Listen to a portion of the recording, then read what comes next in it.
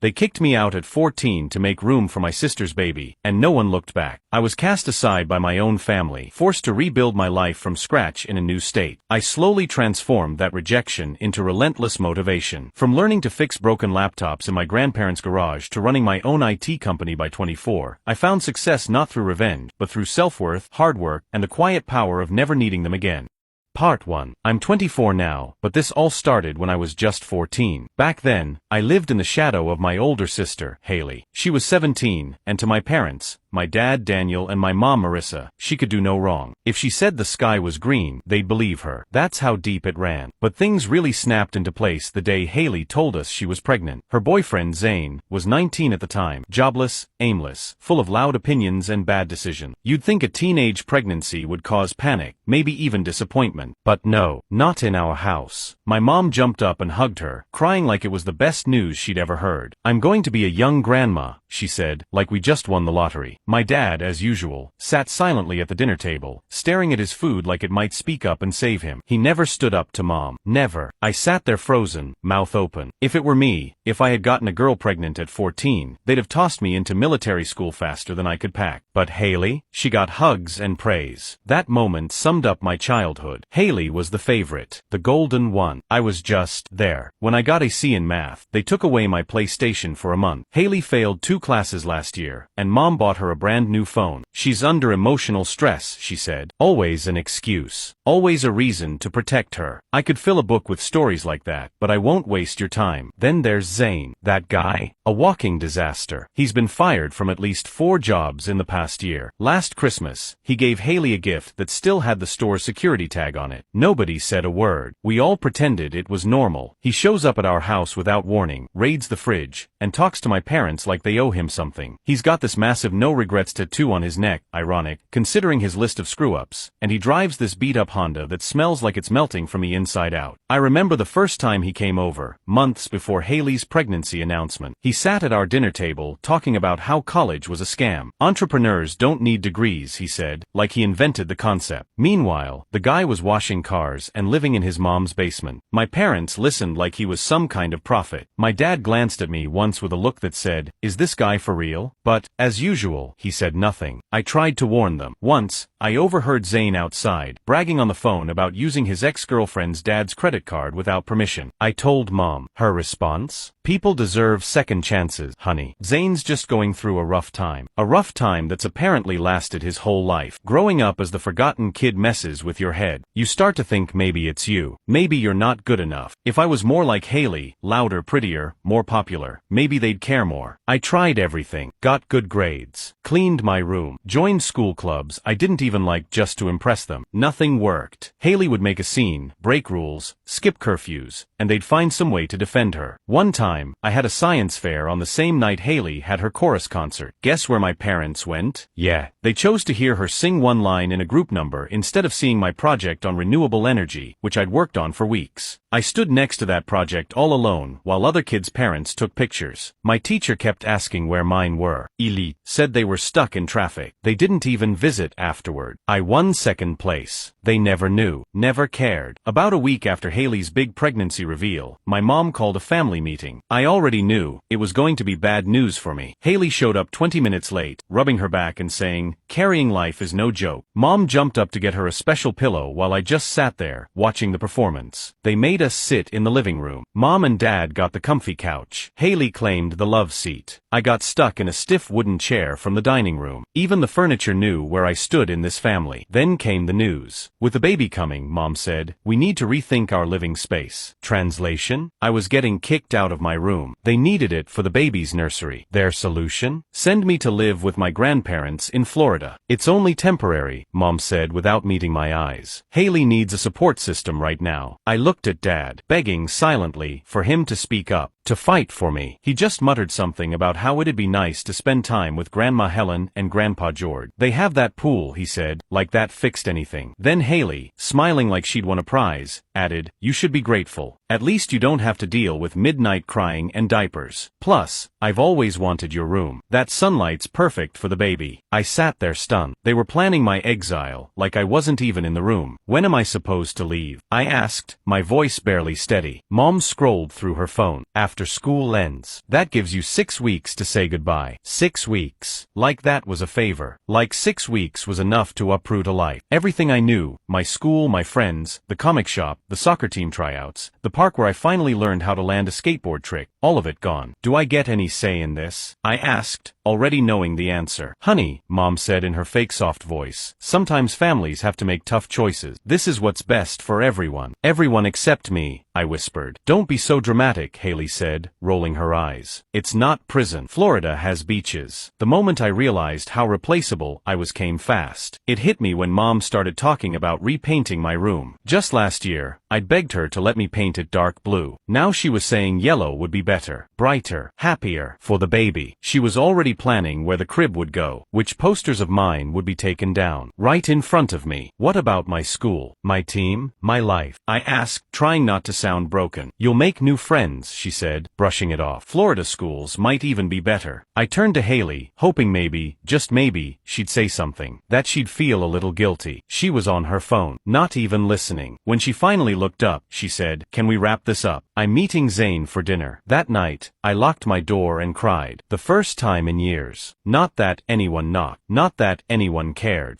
Part 2. The weeks leading up to my move were some of the worst of my life. Haley started bringing baby stuff into my room before I'd even packed a single thing. I came home one afternoon to see a bassinet by my window, and diaper boxes stacked where my shoes used to go. No one asked me. No one waited. My room had already stopped being mine. My mom, Marissa, and Haley were suddenly joined at the hip, out shopping every day, buying tiny baby socks and overpriced onesies. Meanwhile, when I asked for new sneakers for Florida, my only request, I got told we needed to budget. I stared at them one night as they showed off a haul of baby clothes from some boutique, tags still on. And there I was, walking around with holes in my soles. One day I got home from school and stopped dead in the hallway. All my books, everything from Harry Potter to beat-up thrillers I'd collected from garage sales, were shoved into cardboard boxes. My bookshelf? Gone. I found my mom in the kitchen and asked, "What happened to my books?" She looked up like I'd just asked about the weather. "Oh, we need the shelf for the baby's things. You weren't taking those to Florida anyway, right? We'll store them in the attic." Those books weren't just books. They were mine. Some had little notes in the margins, thoughts I wrote as I read. They were my escape when everything around me sucked. And now they were being boxed away like clutter. Like I was clutter. Then Zane started showing up more, acting like he lived with us. He raided our fridge, watched our TV, left his socks everywhere. One day, I walked in and saw him wearing my favorite Bulls hoodie. I lost it. "That's mine," I snapped. He just laughed. "Chill, little man. You won't need warm clothes in Florida anyway." I turned to Mom. She was right there. She saw the whole thing. Did she say anything? Yeah, she told me to stop making a scene. When I demanded my hoodie back, Zane smirked behind her like he owned the place. I never saw it again. He probably pawned it or left it in his filthy car. The worst part was how invisible I became. Haley and Mom would talk openly about their plans for my room, right in front of me. They'd sit at the table, sipping tea, and say things like, "We can turn Eli's desk into a changing station," or "Once we remove his bed, there'll be plenty of room for the crib." As a last resort, I went to the school guidance counselor. I told her everything, hoping maybe, just maybe, she could help. She listened. She seemed concerned. She called my parents in for a meeting. And of course, Marissa turned it into a performance. She sat there all smiles, talking about family unity and how this move was a beautiful opportunity for Eli to bond with his grandparents. The counselor nodded along, totally convinced. As we left, my mom leaned in and squeezed my shoulder so tight it hurt. She whispered, "Don't you ever try to embarrass this family again." The final straw came when I overheard Haley on the phone with her friend. "Yeah," she laughed. "It's perfect. My brother's getting sent off, so the baby gets a whole nursery. Mom already promised to help with night feedings, so I can still hang out sometime." That was it. To her, I wasn't a brother. I was just a roadblock, an inconvenience to be cleared away. The day before I left, I walked out to the woods behind our neighborhood. My dad and I had built a treehouse there when I was 7, just plywood and cheap lumber, but it was mine. It was the one thing that felt like it belonged to me. When I got there, the ladder was gone. Someone had spray-painted "Zane was here" across the front. The little window was smashed, and there were cigarette butts and empty cans inside. I sat there for hours, staring at this broken piece of my childhood, violated, trashed, ruined. My last night at home, no dinner, no goodbye party. My mom was helping Haley register for baby gifts online. My dad watched TV in silence. I ordered pizza, paid with my own money, ate it alone on the floor of my half-empty room. My bed was gone, disassembled that morning to make room for the crib. I left for Florida the next day. I was 14, just weeks before starting high school. Living with Grandma Helen and Grandpa George wasn't terrible. They were kind in a way my parents never were. But starting high school in a new state where I didn't know anyone? Brutal. Apparently, I had a northern accent. On my first day, someone asked where I was from. I said I'd moved because my sister got pregnant and needed my room. The kid blinked. Man, that's messed up. It was the first time anyone had actually said it. That what happened to me wasn't normal. I almost cried in the cafeteria. The first month, I barely spoke. I ate alone, came home, did homework. But Grandma Helen always had snacks ready. She'd ask about my day, really ask, like she actually cared. One day, while doing homework, I just broke down, full-on sobbing at the kitchen table. Grandma didn't say anything, just rubbed my back until I could breathe again. Then she said, "What your parents did wasn't right, and you're allowed to be angry. Just don't let that anger burn away the good things in you." That stuck with me. Grandpa George was great too. He had this garage workshop where he built furniture, started teaching me, said I had good hands for detailed work. No one had ever said I was good at anything physical before. The first time I built something, a simple wooden box, he displayed it on the mantle like it was a trophy, showed it to neighbors, bragged about me. I pretended to be embarrassed, but inside, it felt amazing. Finally, someone was proud of me. Back home, I barely heard from them. Mom called maybe once a month. She'd spend half the time showing me pictures of Haley's baby, Lily. Dad would pop in at the end just long enough to say, "Be good for your grandparents," then hang up. Haley never called, unless she wanted something. 3 months after I moved, she finally texted. I got excited. Maybe she missed me? No. She wanted me to convince Grandma and Grandpa to send a bigger check for Lily's christening. I hung up on her.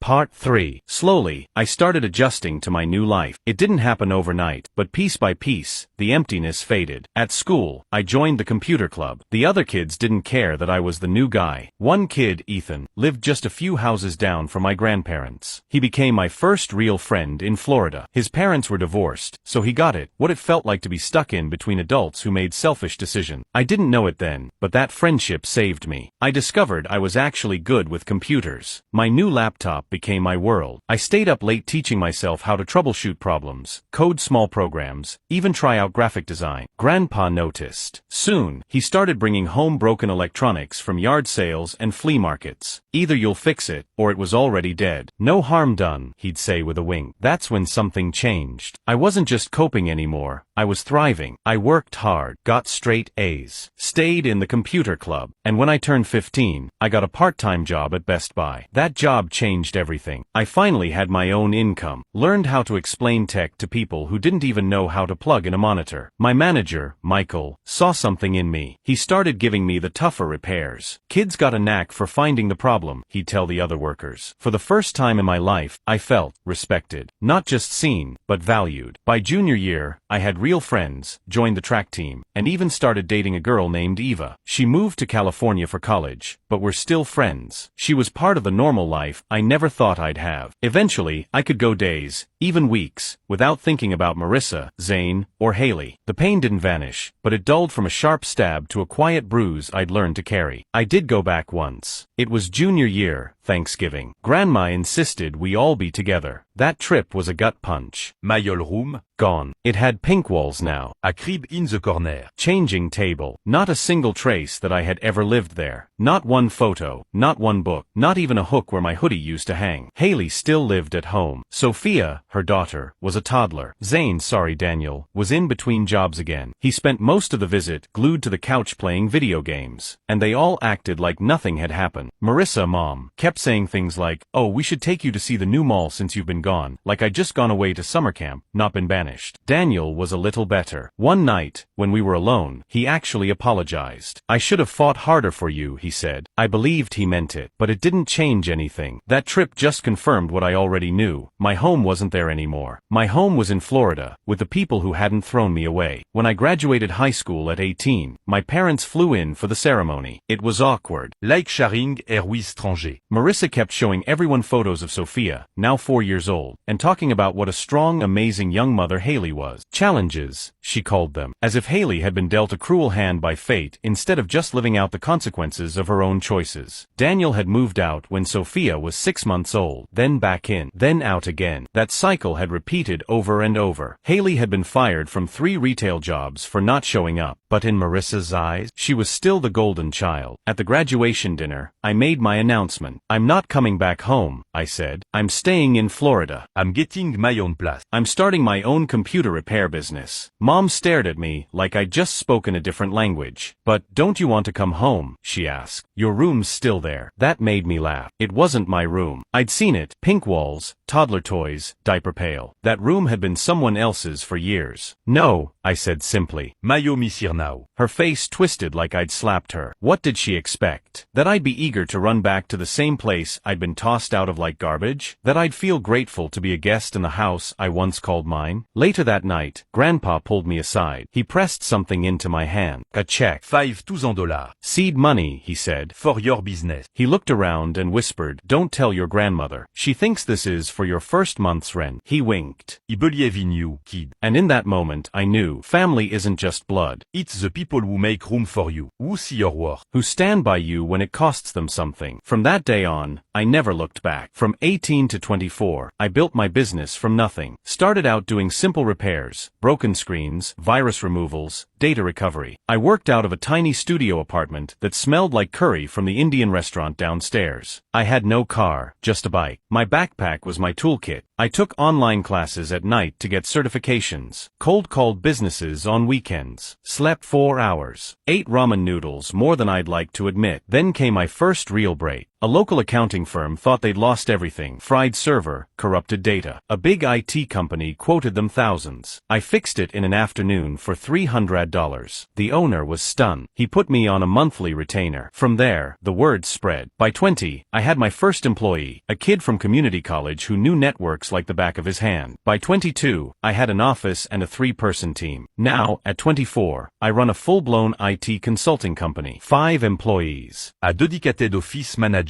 My own condo. A new car. A savings account that doesn't make me panic. I'm not rich. But I'm stable. I'm free. And most importantly, I built it all myself. No one can take this from me. Not Marissa. Not Zane. Not Haley. Not the people who made me feel disposable. I'm no longer the boy who got kicked out to make room for a crib. I'm the man who turned that exile into a foundation.